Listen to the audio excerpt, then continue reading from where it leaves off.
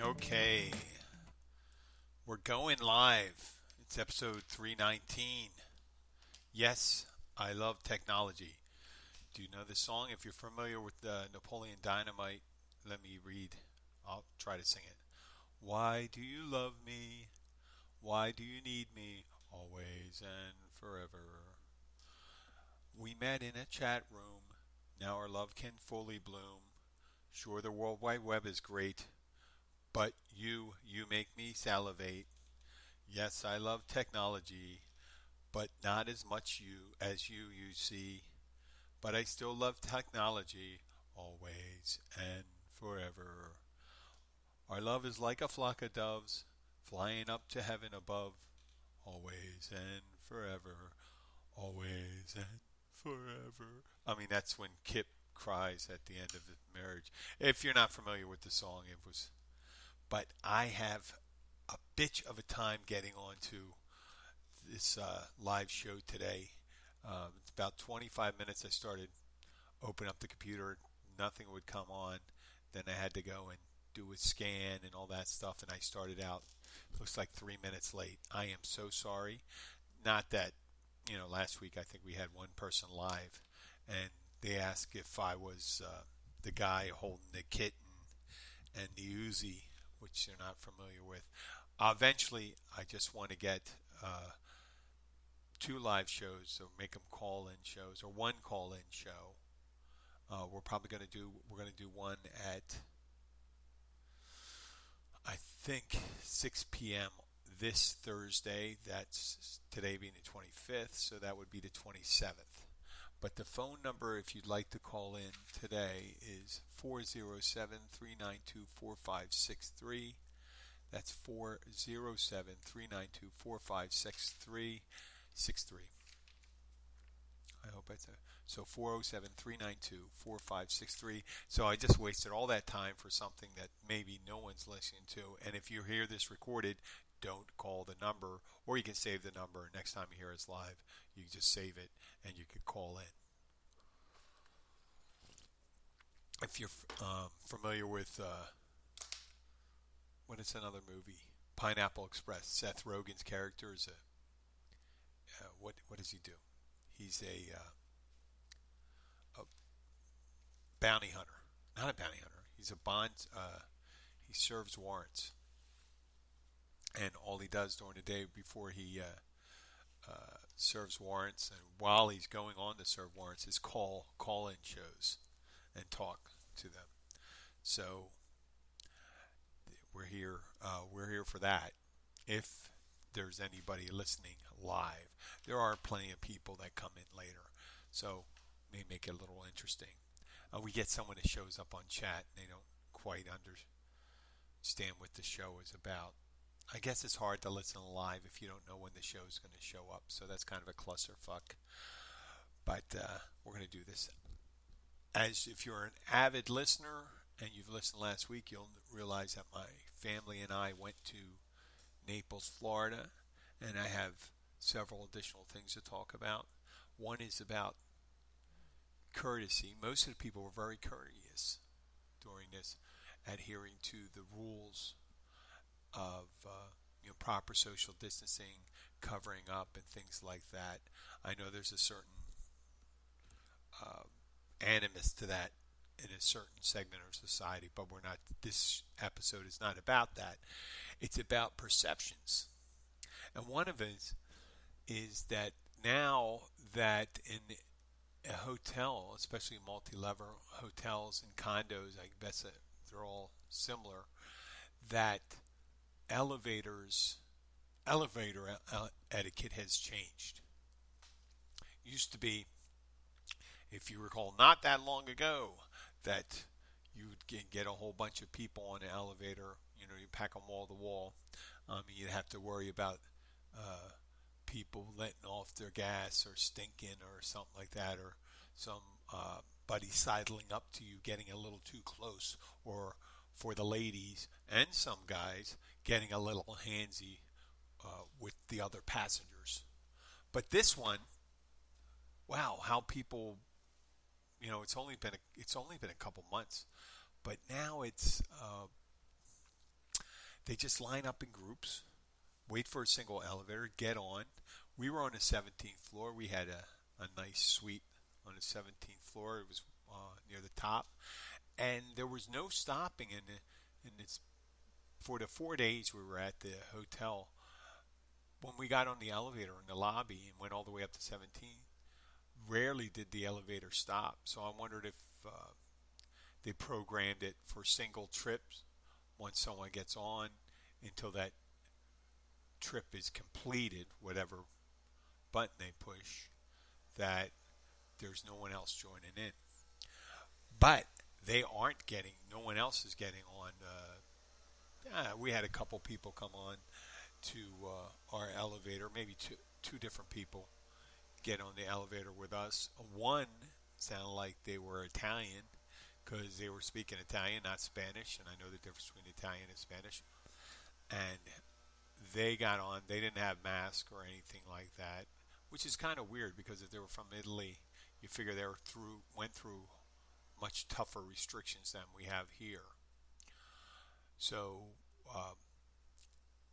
but it's really interesting. People you wouldn't think, like young men and women who were, always seem to be in a rush. I don't mean to grow up, but, people in a rush. They go up to the room. They're not lazing about. They just want to get things done. They're going up to their room if they're at the pool, and they go up to their room, grab whatever shit they need, and come back down. So, but they wait for the next elevator.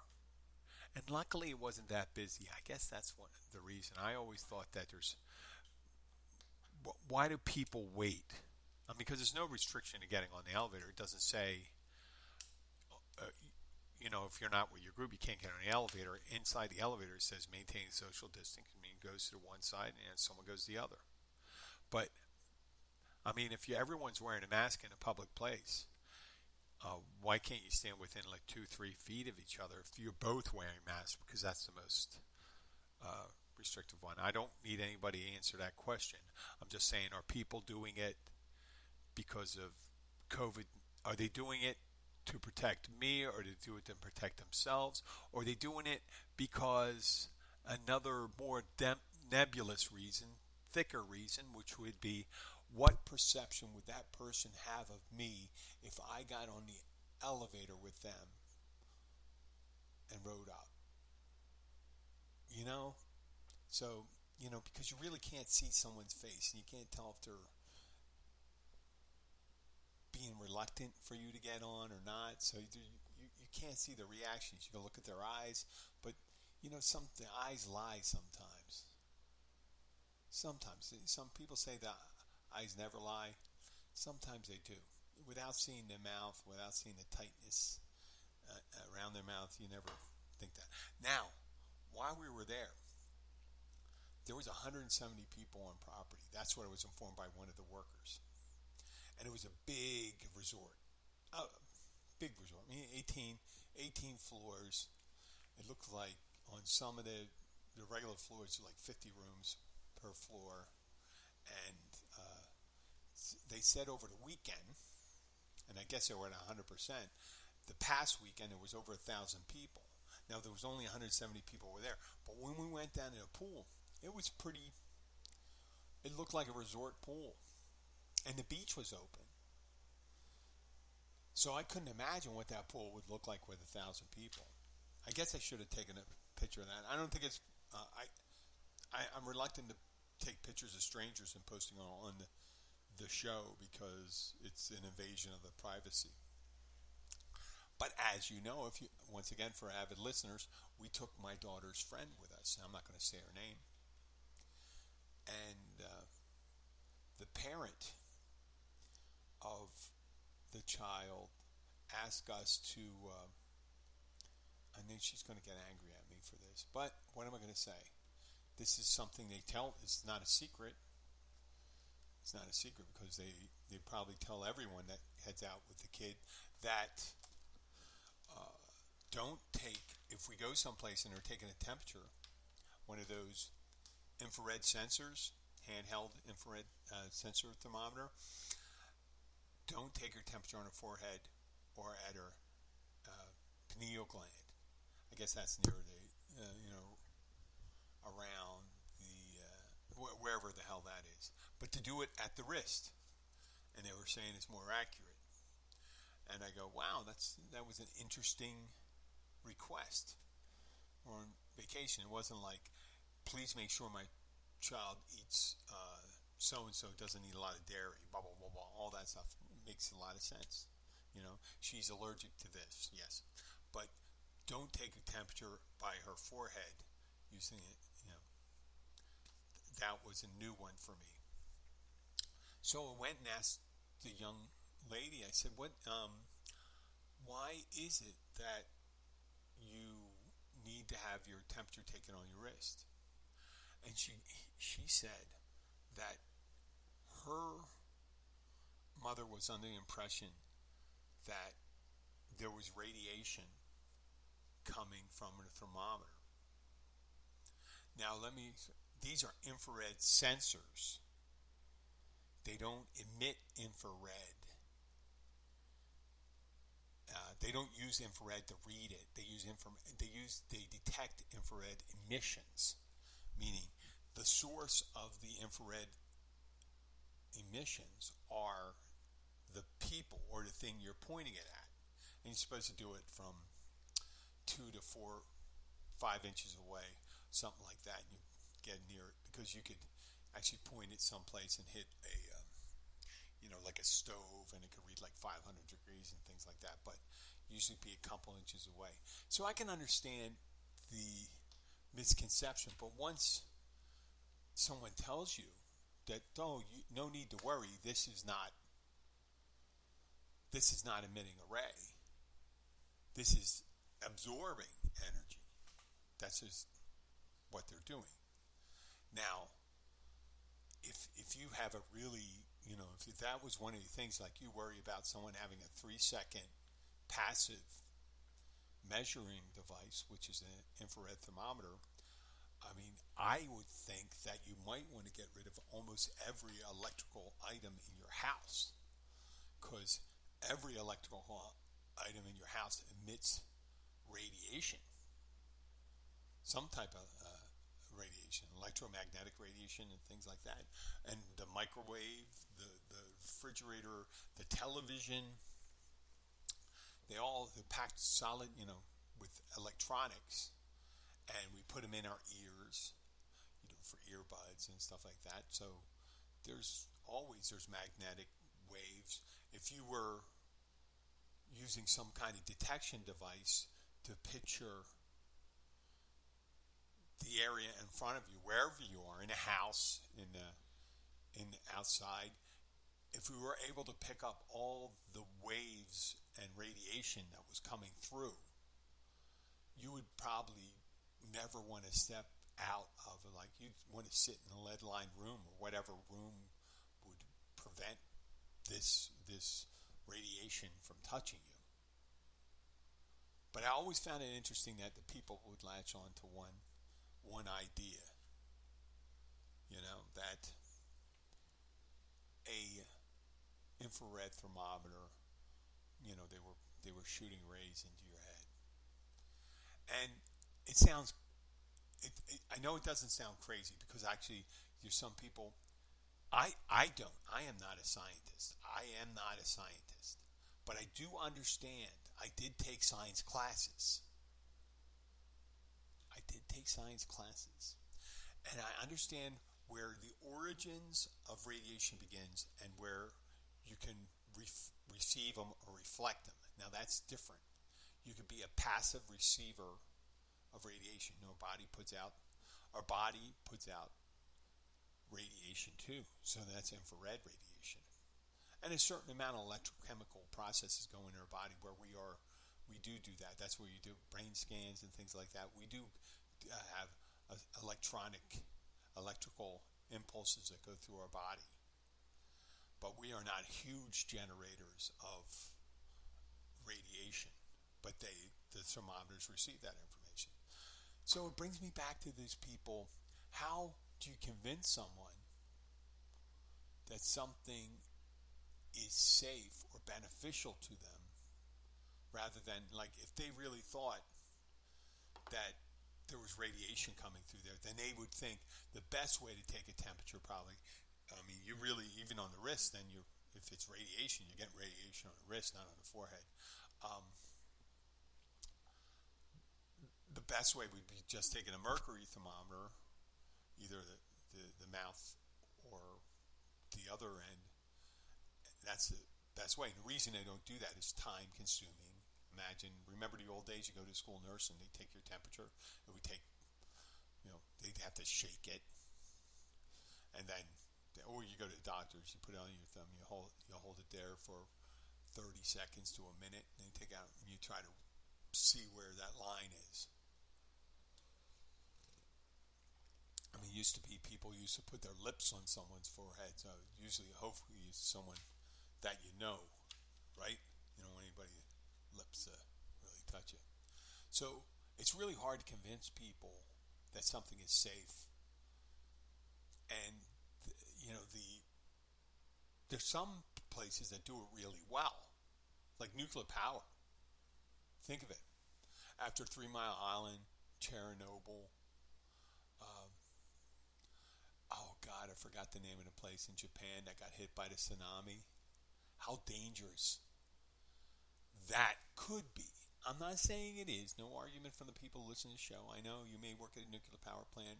The United States Navy, several other navies have nuclear-powered ships, and they contain reactors in close proximity to people. Yeah, I realize that. But they convince people to put these things, and power lines, high-tension power lines. The power lines that come down the keys supplies all the power to the keys. It's amazing. It comes from the mainland down 20-something miles and starts getting distributed down here. And I guess they do use a stepper to step the voltage down at these different places. But it just amazes me that it all goes all the way down to Key West and then makes its way back. And that's down 120 miles. Now, of course, that happens all around the country. The places where you have energy going out in Montana, Wyoming, North Dakota, South Dakota, and places like that. But that's a lot of energy and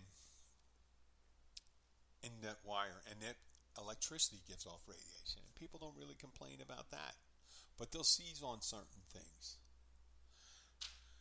And they convince people no problem with that. Now we have 5G, which is a broadcast medium for cell phones. And people are suggesting that 5G is detrimental to humans. And I imagine if it's detrimental to humans, it could be detrimental to any living thing, plant or animal. It could be whatever. They're convinced, whatever they build the thing as. And I don't know enough of the technology to know if that's true, because we know microwaves are harmful. If you can focus on microwave on a person, that's very dangerous.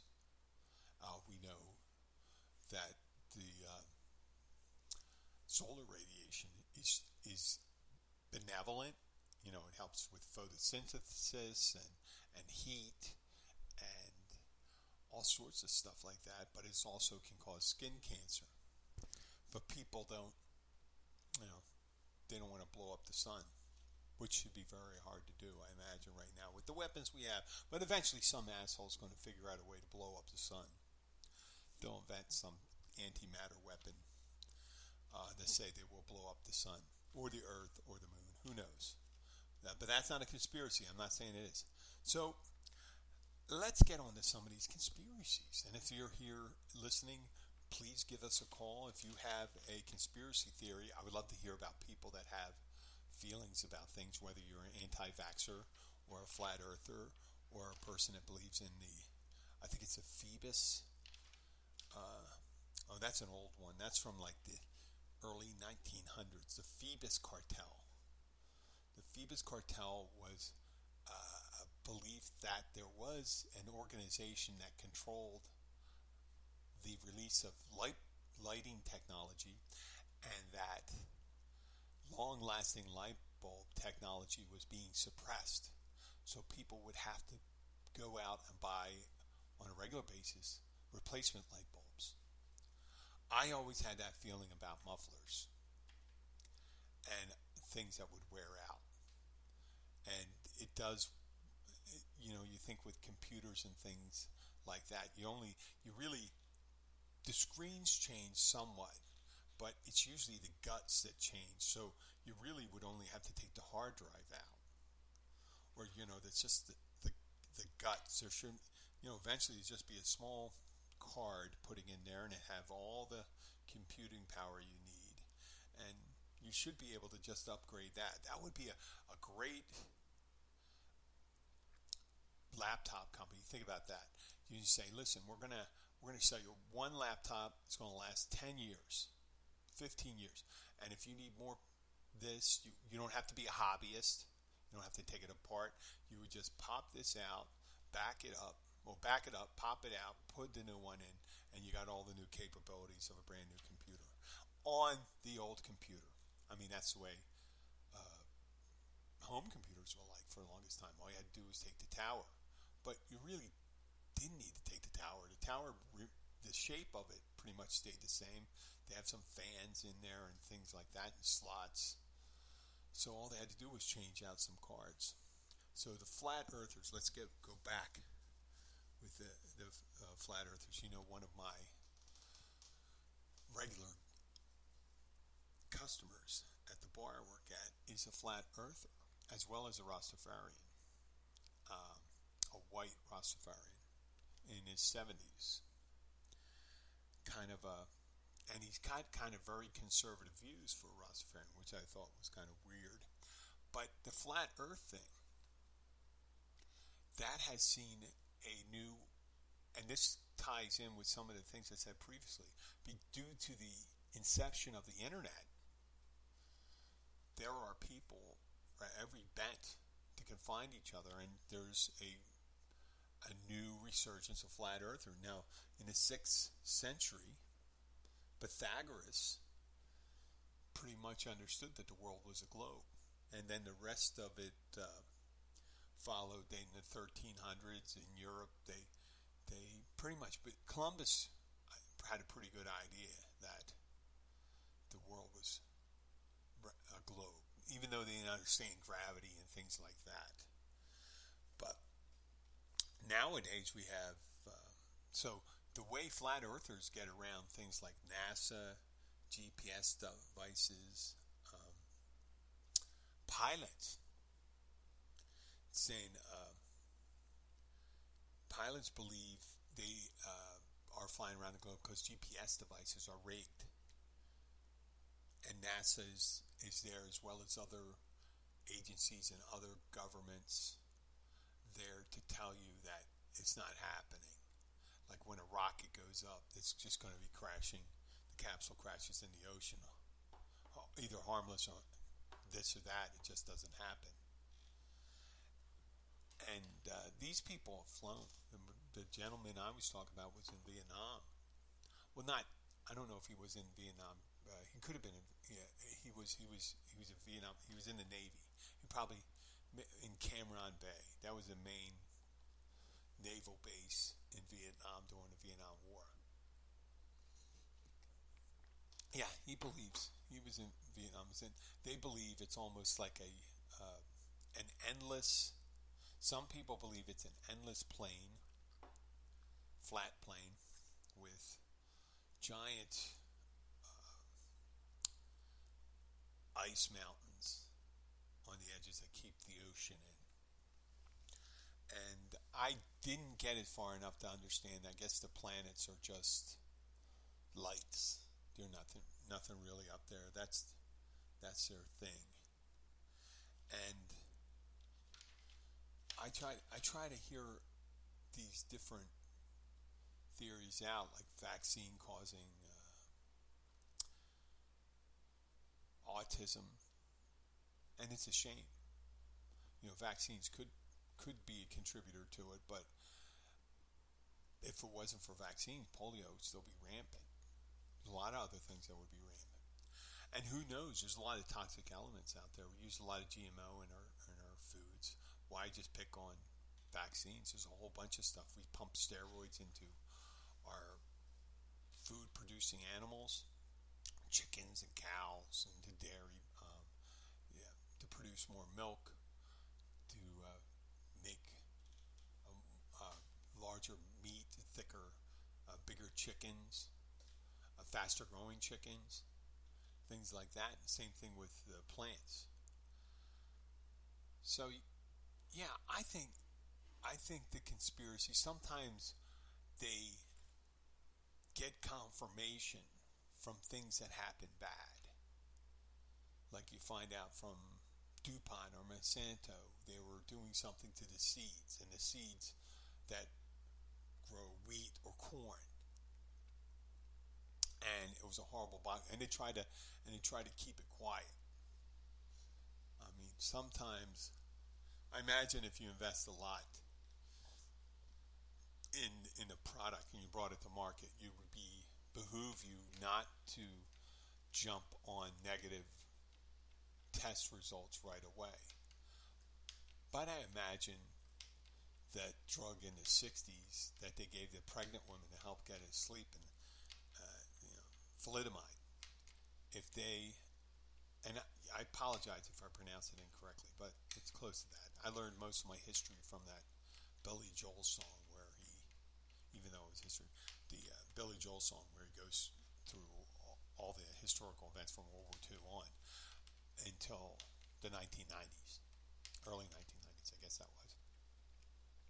Thalidomide was given to pregnant women in the 60s to help them sleep, and it turned out it created a much higher chance of birth defects in children. There were kids coming out with some pretty horrible birth defects, and I won't even make light of that. That's horrible.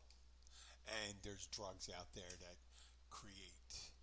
There was a certain mix of drugs or cocktail drugs that cause people to have suicidal thoughts, homicidal tendencies.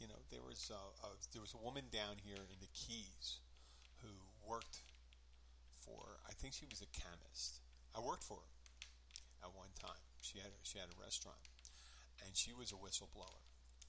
And a whistleblower is someone that alerts the the government or regulatory agencies that something is amiss in either in an organization or a product.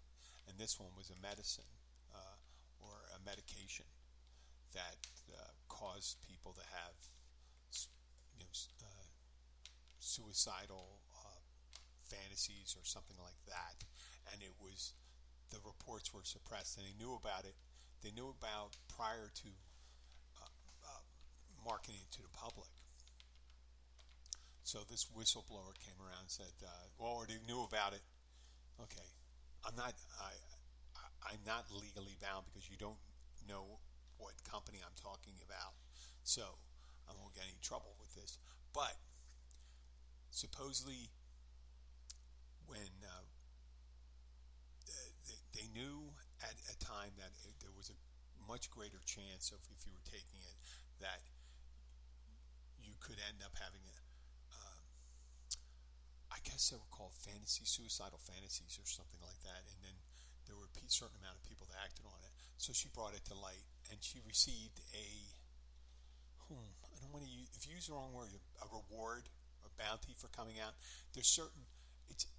I guess there's multiple reasons why they offer rewards for this. First of all, because you're dissuaded by your government, by companies, by certain organizations not to reveal things that would affect them financially. And I imagine some companies could even resort to physical harm, but more it would be like denigration of your reputation and making it very difficult for you to work. And this woman got upwards of $90 million, $80 million for that. Yeah, big chunk of change. So when people hear that, they think automatically, they start saying, "Oh my God, these pharmaceutical companies, they don't give a shit. They just want to put it out. They want us to pay for it. They want to make a big profit, blah, blah, blah, blah, blah." This, just like this disease, like some people If you give it enough time, uh, it's a really great business model to truck in conspiracy theories and just come up. And there's whole sites made up of that where they get to do that and they get their people and they get their doomsday prepper advertisements on their websites. There was years ago, there was the Planet X thing about the planet orbiting the sun that was going to, that was coming towards our planet and all this. And we always hear about, every so often you hear like little rumors of people talking about reptilians or shapeshifters and stuff like that to control society and government. They say people like Jay-Z and Beyonce are some of them, and the Clintons and the Trumps, I imagine. But I don't think the reptilians will allow Trump back on the mothership because he's probably not following protocol because his behavior is a little outside of the norm for even reptilians. But it's not like he's rebelling and trying to tell us. They're probably saying, well, we can't have him back because he's a little too crazy for us. We're shapeshifters trying to control this planet, but you got to have a modicum of self-respect. So recently, I think I'm done with those conspiracy things. I see no one. Probably not anyone listening right now until I post this on the website. People won't know it's a new episode, so they don't know to listen to it. And yeah, you got to tune in. Tune in live. It's not like. So I gotta figure out how to tell people how to get to the live show. Like I said, I did that song, Always and Forever. I love technology, but it doesn't love me, I'll tell you that. There was a new young lady who moved into the neighborhood, and the neighborhood that I live in is the same neighborhood I work in, the Catch Restaurant in Key Largo. And she came in, and she told me, I asked her where she lived here, and not in a creepy old man way, even though she was in her mid to late 20s. I said, oh yeah, I live too. Where do you live? I'm like, you know what, young ladies, be careful about that. But, down here in this small town, I guess you really don't have to. If I live here and you live here, if a determined person, you're going to find out where someone lives. So, and there are creepers here. I think I told some of the listeners about that before. There was one guy who had a restraining order, and he always used to come in.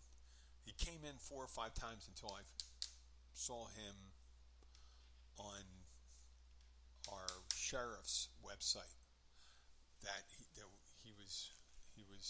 was a restraining order on this guy, so he was probably waiting for someone to come home.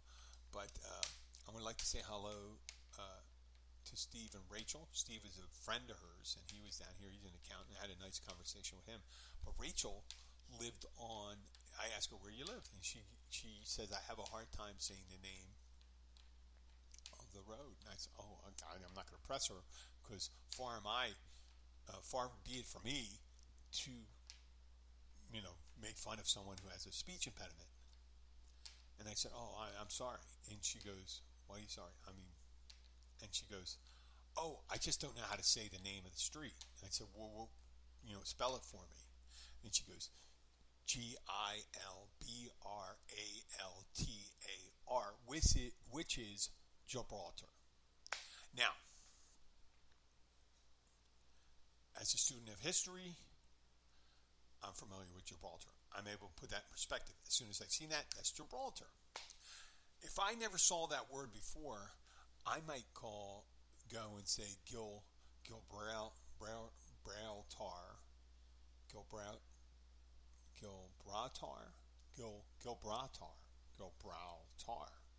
and that's what. But it's Gibraltar, and it's based on a name of a 8th century Muslim invader of Spain who pretty much conquered all the peninsula back then during the conquest of the Muslim, where they went all the way up to the Pyrenees and into France.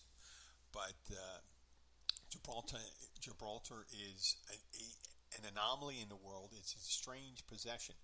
It's a possession of the United Kingdom. It's it doesn't have local rule. There's only about, I think, 30,000 people there. They got it back in 1704 during war with the Habsburgs, and Habsburgs were a ruling family in Europe, and the English and the Dutch were fighting them, and they put troops on Spain, and Gibraltar is about 9 miles, the southern tip of Spain, the farthest southern tip of Spain from North Africa.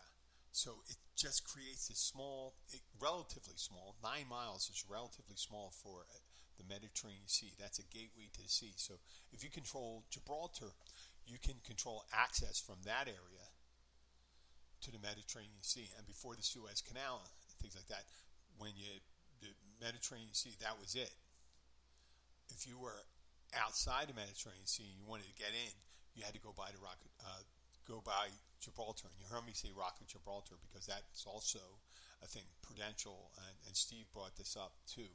Steve's an accountant, a friend of Rachel, and he said he knew immediately what that street meant because he had applied once to Prudential Insurance, and the emblem of Prudential Insurance is the Rock of Gibraltar, and it signifies solidity, establishment. This a good investment image to give people. So, but without this concept that there is a Gibraltar, you wouldn't know that. You wouldn't know that, and you'd be struggling to say, well, how do I say it? I'm in a place, and a lot of these names, some of the names are in Spanish, reflecting the Spanish influence of the first European settlers. Let me say that correctly, because obviously before then there was American Indians down here. I won't say the first settlers, but the influence of the Spanish here. And I thought, oh, wow, think of the perspective. It's really interesting that you can live on a street and not be sure. And I imagine there's expatriates, Americans that live in China and Japan and Korea, or even the Middle East, have a difficult time saying the name of the streets they live in or the district they're in.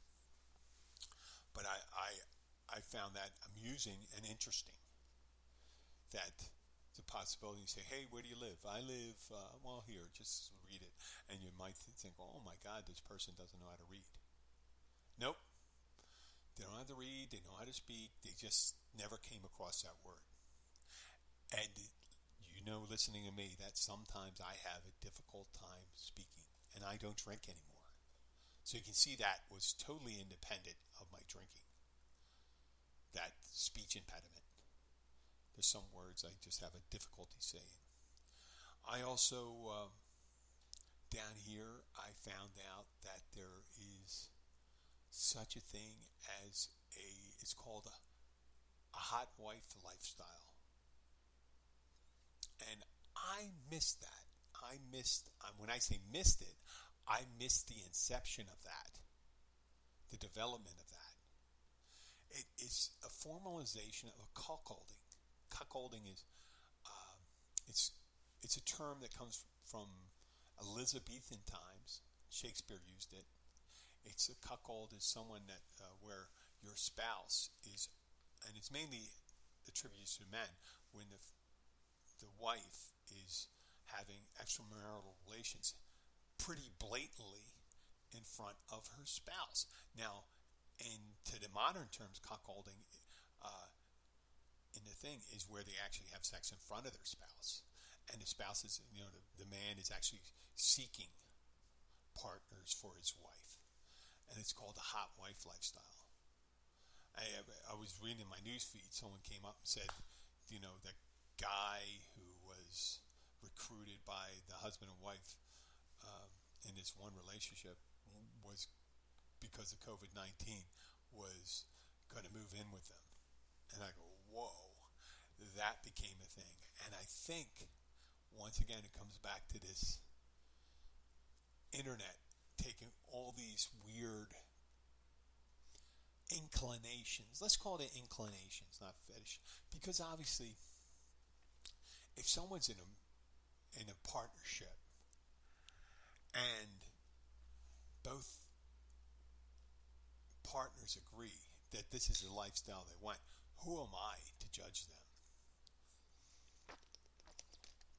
Who am I to judge them if that's the thing they do? It's not, and and if I say something like that, it's not that I condone it or thing. It's pretty interesting. I wish when I was single, I knew more about that. You could take that for whatever meaning you said, because I thought that there's a lot of things. It's funny when people talk about traditional American values that we have a strange past. And what I think with traditional American values, where Europeans got it more out in the open. You may hear a story about a former president of France, Francois Mitterrand, when he had when they had his state funeral for him, when he died 10, 15 years back, that his wife was standing right next to his mistress, both knowing who they were. And some people might call it enlightened. I don't necessarily would call that enlightened. I call it more accepting, meaning either, if this is the way that people live, it's fine. As long as it's not against the norms, you're not abusing someone that's not of majority, meaning majority age, be able to make their decision. It's fine, as long as someone has the capacity to do that. But there's, people that enforce these values and say things about traditional values, about remaining loyal to one spouse and stuff like that. And it brings me to Jerry Falwell Jr. Liberty University. It's Jerry Falwell Sr.'s son. And recently, I think it was a couple weeks ago, there's a picture of him with his girlfriend, and their pants are unzipped. They're just standing there, arm in arm. It's not his wife. It's not his girlfriend. He really had a hard time kind of explaining. It was a smiling picture, explaining the picture, why people pose for pictures that are in that kind of position. It's kind of crazy. There was a guy that ran for president who and I mentioned this once before, Gary Hart, back in the 80s. Oh man, he was a great speaker and all that stuff, but he was a major philanderer. And he hung out with a pharmaceutical sales rep, I think, or something like that, or maybe a lobbyist. And he was on a fishing trip, and the picture that got him out of the race, was him, I think, with the woman on his lap, but it was definitely a compromising position, on a boat, on the back of a fishing boat. And the name of the boat was, get this, The Monkey Business. The Monkey Business. How appropriate that was. So, yeah, eventually, maybe, as long as someone's not breaking the law or doing things that, obviously people say, we don't want to make certain things a new normal. There are things when you have consenting adults and things like that, what does really matter is private things. So the things that's going on with Jerry Falwell Jr. and between his wife, and his wife was having an affair with the pool boy. Yes, the pool boy. I wouldn't say pool person. That's probably non-gender. So he was having an ongoing affair with them. So anything that happens between Jerry Falwell Jr. and his wife is just between those two, the members of the church, their lawyers, the videographer, the pool guy, the woman that Falwell's hanging at, and maybe the directors of Liberty University.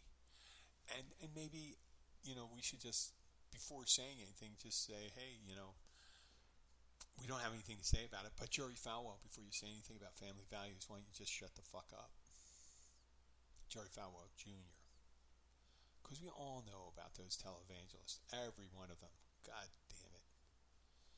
one guy, he was I forget the name of it, but Sam Kinnison's girlfriend worked for, oh God, it wasn't Oral Roberts.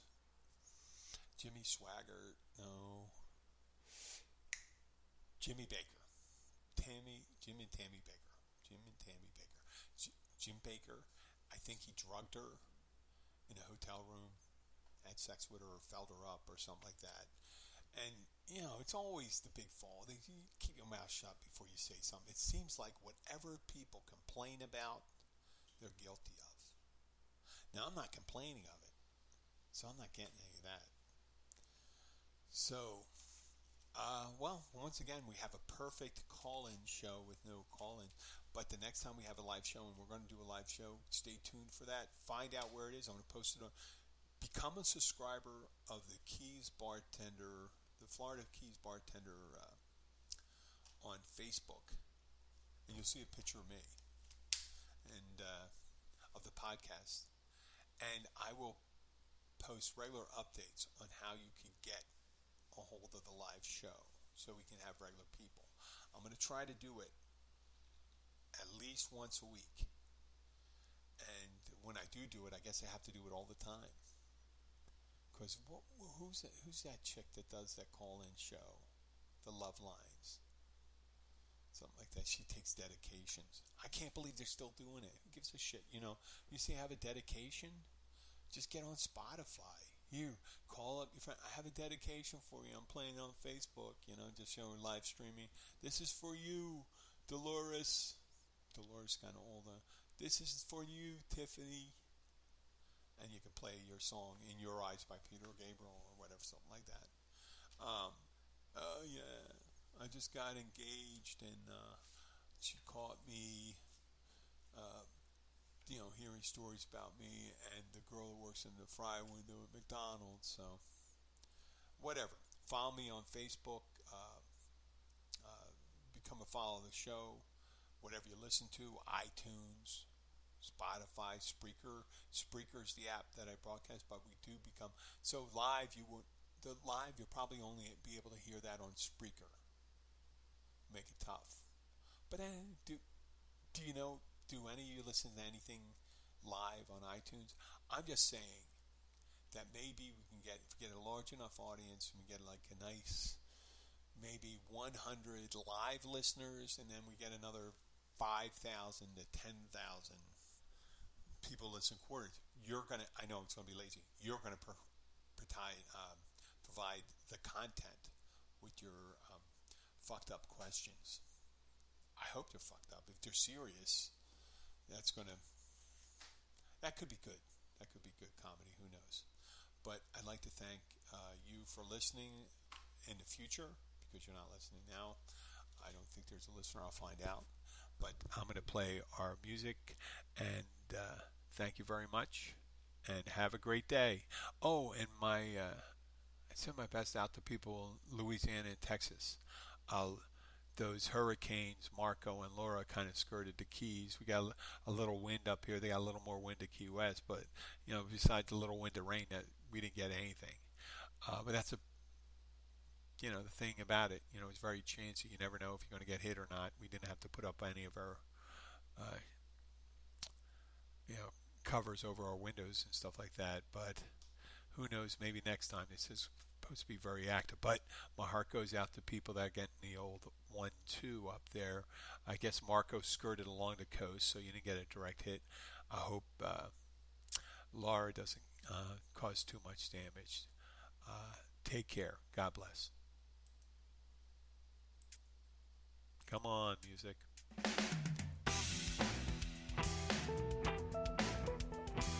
I love technology, but it's not as much as you see, always and forever.